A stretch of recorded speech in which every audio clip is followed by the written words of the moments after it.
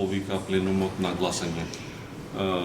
Не е случајно така оставено и затоа јас ќе го искористам тоа право да проценам и да одлучам кога е најдобро за тој закон да се стави на гласање.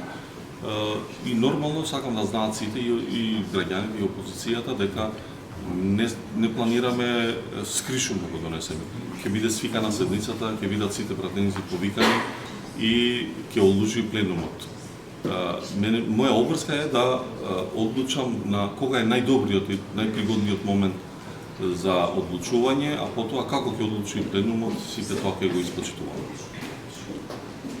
Така во однос на овој законот за Скопје, европско претставување на културата, со оглед на тоа што вчера го повлековте од дневен ред. Дали има проблеми со тој закон во однос на Бадентер? И кои беа забелешките? Кои беа забелешките? Да, и колку пати овој инструмент на ќе се гласа кога ќе се создадат услови е искористан во собрание до сега? Па, членот 170 е еден од членовите кои често се користи, особено во минатото. В службите дисциплинирано виделе дека само во минатиот мандат 161 пат е употребен тоа право. Ова покажува дека е многу често употребуван и многу е потребен инструмент за добро водење на седницата или регуларно испочитување на деловникот. И законот за вчера имавме, како што знаете, ако ја следите седницата, имаше реакција околу законот за градот Скопје.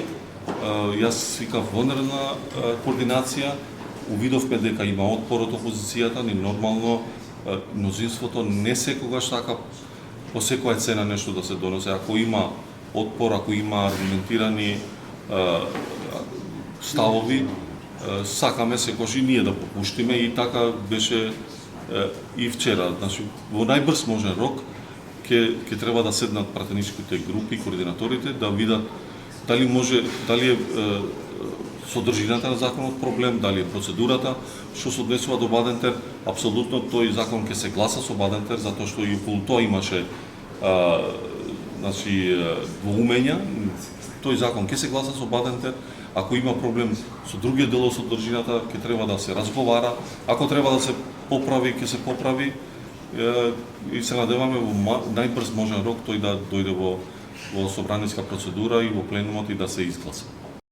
Јас лично нема да одржам говор таму, но сум дел од организацијата, моите поканите се испратени во моје име, има собраниски делегации во сите места и во Пелинца и во Мечин Камен и пред собрание, така да собранието како институција ќе учествува потполно во делот на чувствување и Илинде, со тоа што мислевме дека не треба да се пропушти можноста да се учествува на една таква важна конференција. Од друга страна имавме и официјална посета на средба со египетскиот претседател на собрание и така натаму.